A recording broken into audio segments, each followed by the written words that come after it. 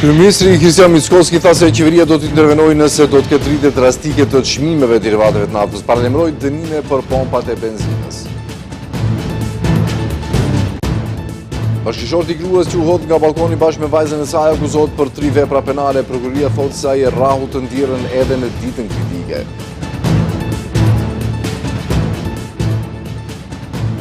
Vendoset kur themeli kampusit të Universitetit Nën Tereza në Shkup. Projekti ka vlerën 42 milion euro dhe pritet të përfundojë për 5 vjet. Presidenti iraniani ka kërkuar falje ndaj vendeve fqinja. I tha se Teherani nuk do të dorëzohet, ndërsa SHBA-ja po përgatit të dislokojë aeroplan mbajtësen e tretë.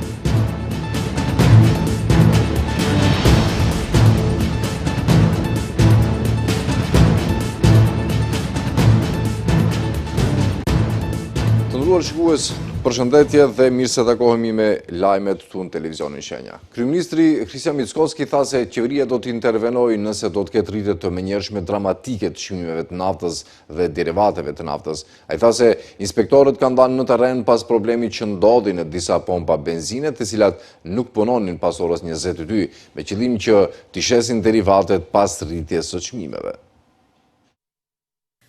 Nëse do të ketë rritje të menjëhershme dramatike të çmimeve të naftës dhe derivateve të naftës, qeveria do të intervenojë. Kështu u përgjigj kryeministri Kristian Mickoski në pyetje nëse pritet të rriten çmimet nga Komisioni Rregullator i Energjetikës, edhe pse siç u shpreh, KRE është trup i pavarur dhe ai nuk i komenton vendimet e tij.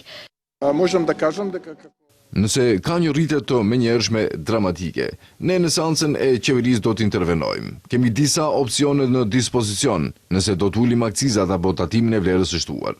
Kështu që ne si qeveri absolutisht do të jemi në anën e asaj që është interesi jonë, dhe ai është standardi i qytetarëve. Kryeministri njoftoi se kanë pasur takime distributorët e naftës dhe derivateve të naftës dhe se konkluzioni i përbashkët i atij takimi është që absolutisht ka naftë të mjaftueshme në shtet dhe porositi qytetarët që të jenë të qetë. I pyetur për informacione se në disa pompa të benzinës ka qenë ndaluar mbushja e veturës pas orës 22, me qëllim që naftën që e kanë blerë me çmim më të lirë ta ruajnë për ta shitur më shtrenjtë, kryeministri paralajmëroi sanksionimin e tyre. Kishte informacione të tilla. Inspektorati Shtetëror i Tregut është në terren. Kemi informacione nga terreni se çfarë po ndodh, kështu që çdo sjellje deviante do të sanksionohet sipas ligjit dhe rregullores. Çmimet e reja të derivateve të naftës, Komisioni Rregullator i Energjetikës pritet i publikojë të hënën. Bashkëshorti i gruas që u hodh nga balkoni bashkë me vajzën e saj akuzohet për 3 vepra penale: nxitje për vetvrasje dhe ndihmë në vetvrasje, lëndime trupore dhe rrezikim sigurisë. Prokuroria sqaroi se veprimet çnjerëzore e ndjera i ka pas paraqitur te institucionet kompetente. Prokuroria Themelore Publike ka ngritur padi dhe ka saktuar paraburgim për bashkëshortin, gruaja e të cilit ra nga balkoni bashkë me vajzën e saj. Ai akuzohet për 3 vepra penale: nxitje për vetvrasje dhe ndihmë në vetvrasje, lëndime trupore dhe rrezikim të sigurisë. Sipas njoftimit të prokurorisë, prej vitit 2019 dhe deri më 2 mars, kur Ivan Vovski ndroi jetë, ajo në vazhdimsi është maltretuar fizikisht, psiqikisht, është lënduar, nënçmuar dhe janë shkaktuar lëndime të dukshme në të gjithë trupin nga bashkëshorti i saj. Në ditën kritike, i dyshuari fillimisht e ka kërcënuar dhe ka filluar ta godas gruan në afërsi të vendit të saj të punës. Më pas, me automjet, të cilin e ka drejtuar një person i tretë, kanë shkuar në gjykat. Atje ka vazhduar ta kërcënojë se do ta vras, gjë që ka shkaktuar frikë dhe pasiguri tek gruaja. Në afërsi të gjyqit e ka goditur fizikisht dhe i ka shkaktuar lëndime trupore. Pasi e kishin marrë vajzën 6 vjeç nga shkolla, dëshmitari ka dërguar në shtëpinë e të ndjerës që ta bëj gati dhe ta dërgoj tek gjyqja. Derisa dëshmitari dhe i dyshuari kanë qëndruar para banesës, gruaja e kishte mbyllur derën e banesës me vajzën dhe aty ishte vetvrar. Veprimet çnjerëzore e ndjera Ivana dhe dëshmitar të tjerë, siç thotë edhe prokuroria, i kanë paraqitur te institucionet kompetente.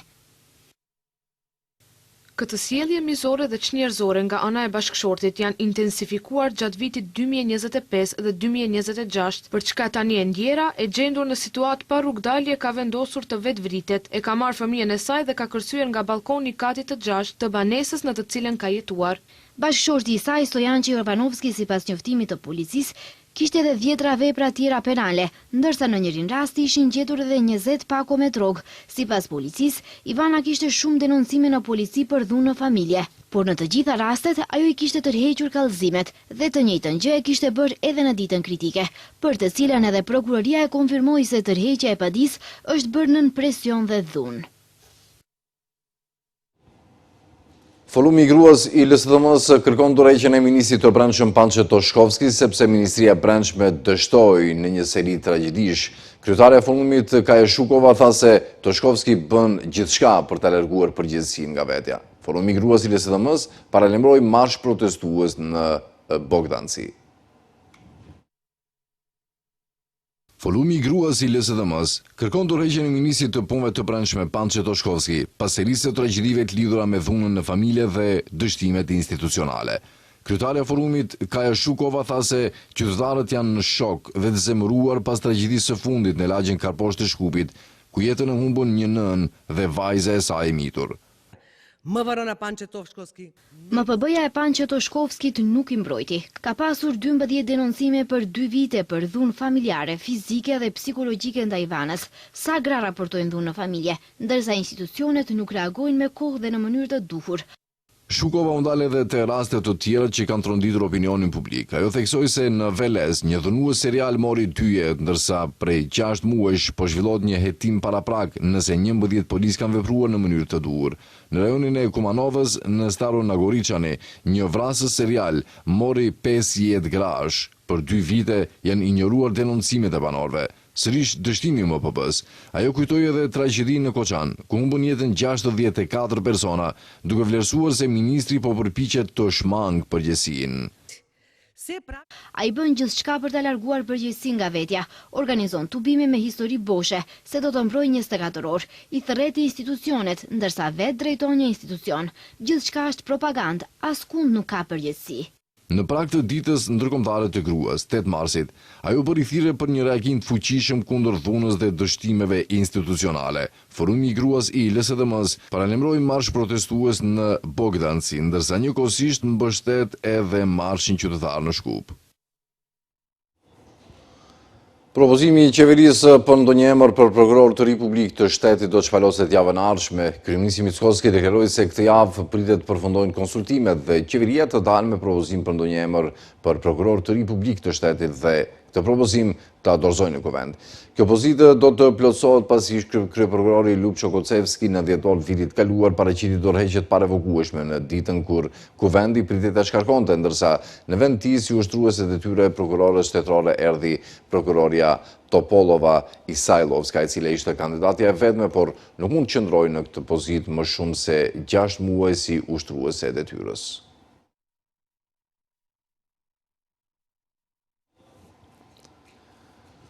Çështja e liderit të Vlenit ende nuk është zgjidhur. Njëri nga liderët e Vlenit dhe njëherët kryetari i komunës së Çajirit, Izet Mexhiti, i pyetur nëse po shkojnë në prekaz për të finalizuar çështjen e liderit të Vlenit, u shpreh se atje shkojnë për të bërë homazhe dhe te varrezat e familjes Jashari, ndërsa siç u shpreh se përket Vlenit nuk ka ndonjë zhvillim të ri dhe se në momentin që do të ketë opinioni do të jetë i informuar. Ndërsa sa i përket Vlenit, po punohet, do të thonë nuk ka diçka jashtë asaj që kemi thënë deri tash. Do të thonë momentin e dur dhe njoftojmë. Nuk ka veç çështje ide, po flasim për ideologjinë, për programin, për platformën, për mënyrën më të mirë se si funksionon Vleni. U vendos sot kur themeli kampusit Universitetit Nën Tereza në Shkup. Projekti përfshin hapësira moderne mësimore, laborator dhe ambiente të tjera akademike. Projekti ka vlerën 42 milion euro dhe pritet përfundoj për 5 vjet. Zyrtarët të qeverisë u mblodhën sot për të hedhur gur themelin e kampusit të ri të Universitetit Nën Tereza. Ky projekt, siç u shprehën, synon të krijojë një hapësirë më moderne universitare dhe me kushte më të mira për studentët dhe stafin akademik. Projekti përfshin hapësira moderne mësimore, laborator dhe ambiente të tjera akademike. Kryeministri Hristian Mickovski u shpreh se arsimi duhet të jetë themeli i zhvillimit të shtetit, duke shtuar se nuk ka ekonomi të fortë pa universitete të forta dhe nuk ka shtet modern pa të rinj të arsimuar dhe të motivuar. Qeveria ka sjellë vendim për sigurimin e gjithsej 42 milion eurove për realizimin e këtij projekti. Prej tyre, 40 milion janë dedikuara për ndërtimin e objekteve, kurse rreth 2 milion janë për mbikëqyrjen e ndërtimit. Kampusi i ri do të ndërtohet në një sipërfaqe prej 31.000 metra shkatror dhe do të përfaqësojë një kompleks akademik modern. Zëvendës kryeministri Bekim Sali deklaroi se arsimi është shtylla më e rëndësishme e shoqërisë tonë. Edhe ky aktivitet i sotëm është një dëshmi se arsimi është një shtyllë e rëndësishme për shoqërinë tonë dhe investimi në arsim nuk është vetëm në investim të objekteve apo godinave, por është në investim në të ardhmen e një kombi. Rinia, studentët janë e ardhmja e kombit tonë dhe investimi në ta është për një më të mirë të nesërme. Ministrja e Arsimit dhe Shkencës, Vesna Janevska, u shpreh se Nëna Tereza është universiteti më i ri dhe po e përmirësojnë infrastrukturën për t'i motivuar mësimdhënësit dhe studentët. Po i përmirësojmë kushtet infrastrukturore si për mësimdhënësit ashtu edhe për studentët që të jenë të motivuar. Mësimdhënësit të mund të plotësojnë kushtet nga zgjidhja e religjore dhe me këtë të sigurojnë arsim të shkëlqyer dhe kërkime të larta shkencore që të ju përcjellin studentëve dituri dhe aftësi që të jenë të përgatitur për tregun e punës. Ky kampus, sipas zëvendës ministres së transportit, do të ofrojë hapësirëna moderne për dije, kërkim shkencor dhe zhvillim akademik. Sot po hapim një kapitull të ri. Sot po vendosim gurthemelin e kampusit më të madh universitar në vend, një investim rreth 42 milion euro, që do të ofrojë hapësira moderne për dijen, kërkimin shkencor dhe zhvillimin akademik të gjeneratave të ardhshme. Sipas rektorit të UNT-s, Bekim Fetajt, ky universitet përfundimisht po e fiton shtëpinë e vet. Me këtë, Universiteti Nën Tereza e fiton shtëpinë e vetë të përhershme dhe ne sot hapin gurthemelin e një tempulli të ri të dijes dhe humanizmit në zemër të Shkupit. Universiteti jonë mban me krenari emrin e shenjtores Nën Terezë, një figurë midis më influencuese në aspekt global të shekullit të kaluar. Ky universitet, sipas kryetarit të komunës së Çajirit, Izet Mexhiti, nuk ka rëndësi vetëm për arsimin shqip, por për të ardhmen akademike të shqiptarëve. Sot po vendosim gurthemelin e kampusit të Universitetit Nën Tereza. Ky është një moment historik, sepse sot po vendosim themelit të një kapitulli të ri për arsimin shqip dhe për të ardhmen akademike të shqiptarëve. Me një vlerë prej 42 milion eurosh, ky projekt është investimi më i madh në arsimin shqip në Maqeninë e Veriut dhe nga investimet më të mëdha në rajon. Objekti i Universitetit Nëna Tereza pritet të përfundojë brenda 5 viteve. Ministria e Shëndetësisë nënshkroi marrëveshjen e Qirazës me qytetin e Shkupit për ndërtimin e garazheve shumëkatëshe në qendrën klinike. Marrëveshja është lidhur për një periudhë 15 vjeçare me një qira prej 10% të qarkullimit total të realizuar. Sipas paralajmërimeve, 2 garazhe shumëkatëshe do të kenë kapacitet për rreth 500 vende parkimi, ndërsa investimi vlerësohet në rreth 3 milion euro. Ministria e Shëndetësisë nënshkroi marrëveshjen e Qirazës me qytetin e Shkupit për ndërtimin e garazheve shumëkatëshe në kompleksin e klinikave Nën Tereza. Kryetari i qytetit të Shkupit Orse Gjeorgjievski premtoi se i njëjti do të jetë gati në fund të vitit të ardhshëm. Faza e parë, njoftoi ai, do të përfshijë ndërtimin e 2 parkingjeve në kapacitet prej 500 vende parkimi. Njëri do të jetë tek parkingu tek ginekologjia që është në anën e majtë të hyrjes dhe tjetri tek kisha, kurse sa i përket çmimeve tha se ato do të ngelen të njëjta. Parkingjet montuese. Në fazën e parë që do ndërtohen 2 të tilla me së paku 500 vende parkimi për fillim. Nëse situata tregon se ka nevojë për vende parkimi shtesë, do ndërtohet edhe një parking montues. Ky do të jetë një rregullim i kaosit që ka qenë gjithë këto vite. Potencoj se me çmime të njëjta dhe me shërbime më të mira, këto parkingje do t'i shfrytëzojnë pacientët. Ministri i Shëndetësisë Azir Aliu tha se marrëveshja është lidhur për një periudhë 15 vjeçare me një qira prej 10% të qarkullimit total të realizuar. Qiramarrësi, theksoi ai, është i obliguar që para Këshillit të qytetit të Shkupit të propozojë një listë çmimesh për shfrytëzimin e parkimit brenda kompleksit, e cila, siç shtoi, duhet patjetër të përfshijë bileta për përdorues me qëllime komerciale, për shfrytëzues të shërbimeve shëndetësore brenda kompleksit, për pacient me sëmundje malinje dhe për të punësuarit në institucione publike shëndetësore. Bëhet fjalë për një marrëveshje për dhënje me qira të pasurisë së paluajtshme me marrëveshje të drejtë për drejtë me qytetin e Shkupit me qëllim organizimin, menaxhimin rregullimin dhe mirëmbajtjen e parkimit në hapësirën e kompleksit klinik Nën Tereza në Shkup. Qyteti i Shkupit ka detyrim që brenda 60 ditëve të ardhshme të dorëzojë një plan veprimi për zbatimin e aktiviteteve me afate konkrete për implementim. Gjorgjevski bëri me dje se javën e ardhshme do të bëhet ribalansi i buxhetit dhe njëra nga pikat do të jetë pikërisht çështja e parkingut. Ata gjithashtu potencuan se pas orarit të punës, nëse vërtetohet se kapacitetet mundsojnë parkim rezident, do ta mundsojë një gjë të tillë. Ministri Alius sqaroi se në këtë projekt do të implementohet sistemi i mençur i parkimit me senzor të integruar në çdo vend parkimi dhe detektim të vendeve të lira, me kamera për regjistrim të automjeteve, aplikacion mobil për rezervim dhe pagesë në kohë reale, si dhe lidhje me sistemin fiskal.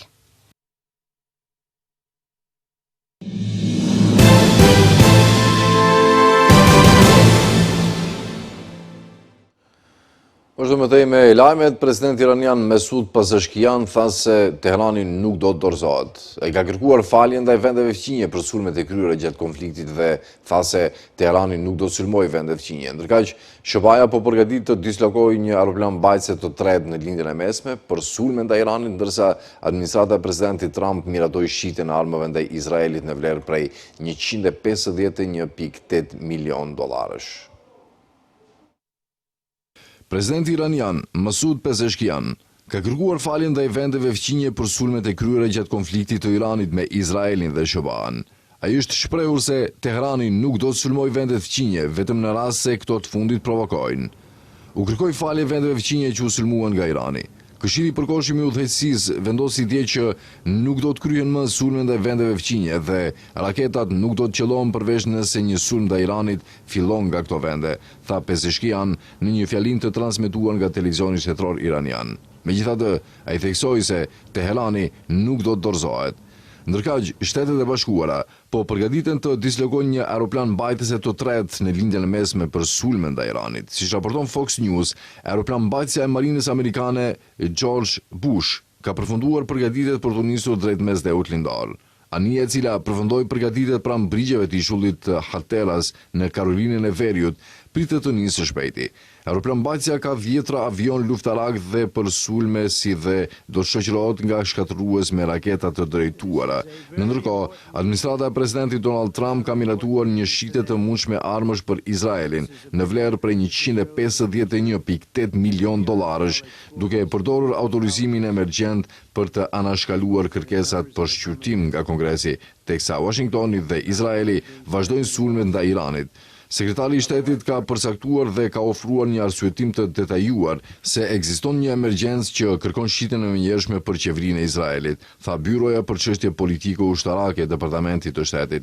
Miratimi vjen mes përshkallëzimit të tensioneve rajonale pas sulmeve ajrore të përbashkëta SHBA-Izrael kundër Iranit të nisura më 28 shkurt që kanë vrarë më shumë se 1000 persona, përfshirë liderin suprem Ali Khamenei, mbi 150 nxënëse dhe zyrtar të lartë ushtarak. Irani është kundërpërgjigjur me sulme të gjëra me raketa dhe dron që kanë shënjestruar baza amerikane, objekte diplomatike dhe personel ushtarak në gjithë rajonin, si dhe disa qytete izraelite. Raportuesi për Kosovën në Parlamentin Evropian Riho Terras e ka cilësuar si hap prapa dështimin e Kuvendit Kosovës për ta zgjedhur presidentin e ri të vendit. Në vend të stabilitetit, vendi përballet me pasiguri të re politike. Vërtet zgënjyese, shkroi Terras në një postim në rrjetet sociale X, pasi Kuvendi nuk arriti ta përmbyll procesin e zgjedhjes së presidentit. Reagimi i tij vjen pasi presidenti Osmani njoftoi se ka nxjerrë dekret për shpërndarjen e Kuvendit, duke argumentuar se deputetët dështuan ta përmbushin detyrimin kushtetues për zgjedhjen e presidentit brenda afatit. Sipas Osmanit, 5 marsi ishte afati i fundit kushtetues që Kuvendi ta zgjidhte presidentin e ri 30 ditë para përfundimit të mandatit të saj më 4 prill. Ai tha se përpjekjet e dështuara për zgjedhjen e presidentit nuk ishin as të rastësishme dhe as të pamentuara, por të kalkuluara. Partia në pushtet Lëvizja Vetëvendose ka kundërshtuar dekretin e Osmanit, duke cilësuar atë si akt të paprecedent që bie ndesh me rendin kushtetues. Zyrtarët e saj kanë thënë se vendi ka afat 60 ditor për ta zgjedhur presidentin dhe kanë dërguar çështjen në gjykatën kushtetuese. Ndërkohë, Osmani ka zhvilluar takim me krerët e partive politike ku nuk morën pjesë krerët e Vetëvendosjes për shpalljen e zgjedhjeve të reja të parakohshme.